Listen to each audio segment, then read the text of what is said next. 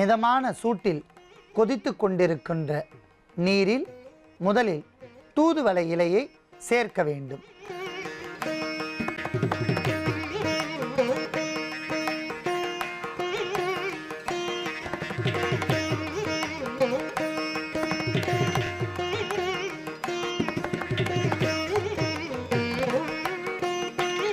அடுத்ததாக மரவள்ளிக்கிழங்கின் இலை பொடி சேர்க்க வேண்டும்.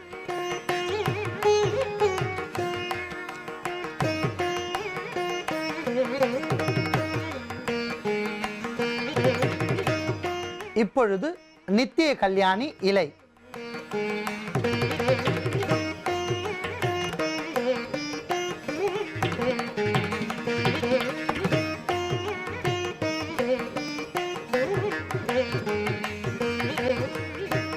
அடுத்ததாக சோம்பு,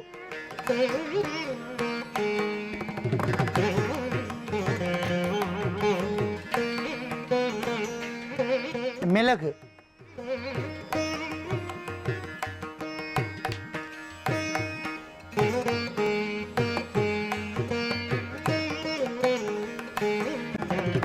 அடுத்ததாக சுக்குத்துண்டு மற்றும் தனியா.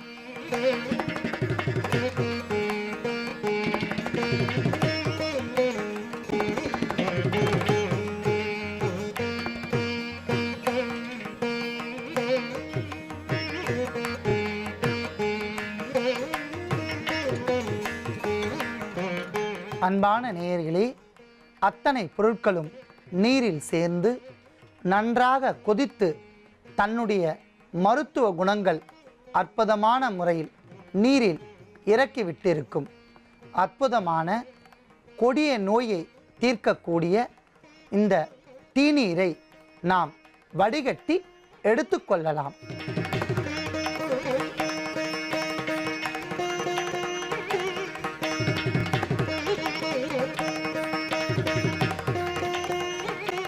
மிக கொடிய நோயாக கருதப்படுகின்ற புற்றுநோய் ஆரம்ப கட்டத்தில் உள்ளவர்களுக்கு இது ஒரு அருமையான வரப்பிரசாதம்.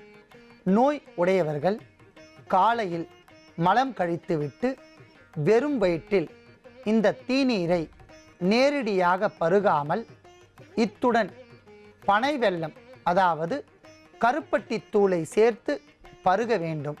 ஏனென்றால் நோயின் தன்மைக்காக பல மூலிகை பொருட்களை நாம் சேர்த்துள்ளதால் இதில் வீரியத்தன்மை அதிகம். அந்த வீரியத்தன்மை குறையாமல் இருப்பதற்கும் அதிகப்படியான கசப்புத்தன்மை தெரியாமல் இருப்பதற்கும் கருப்பட்டியை சேர்த்து பருக வேண்டும். ஆகையால் இந்த தீநீரில் 5 கிராம் அளவிற்கு கருப்பட்டியை சேர்த்து கலக்கவும்.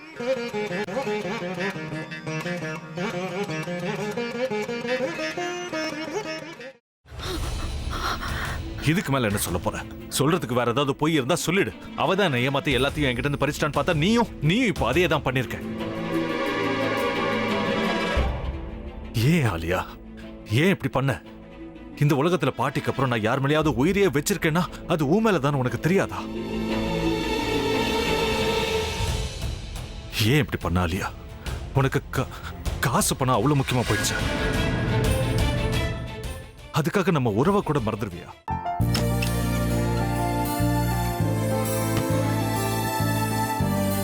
சக்தி சக்தி, ஒரு நிமிஷம்.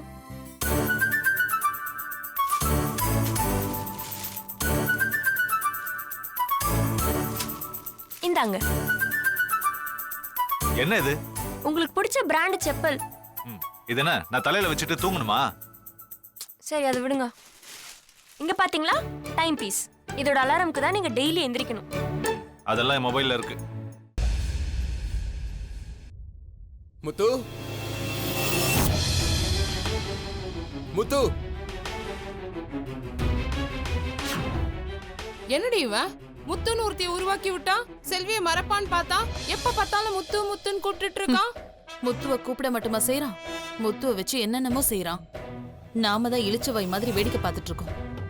என்ன முறைச்சு என்ன பிரயோஜனமாயா? உனக்கு வேற குரல் போயிடுச்சு. அடுத்து அவ செல்வியை கூப்பிட்டானா என்ன பண்ண போற? உன்னுடைய விருப்பப்படியே நீ ராமநாத வீட்டு மருமகளா வாழ போற. கண்டிப்பா என்னுடைய ஸ்தானத்திலிருந்து அவன் உன்னை நல்லா பார்த்துக்குவான் அம்மா. டேய், அவரை பத்தி தான் உனக்கு தெரியும்ல. அவர் எந்த முடிவு எடுத்தாலும் அதான் ஃபைனல். நம்ம அப்பா வேணுமா வேணாமாங்கிறத நீயே முடிவு பண்ணிக்கோ. வாடா.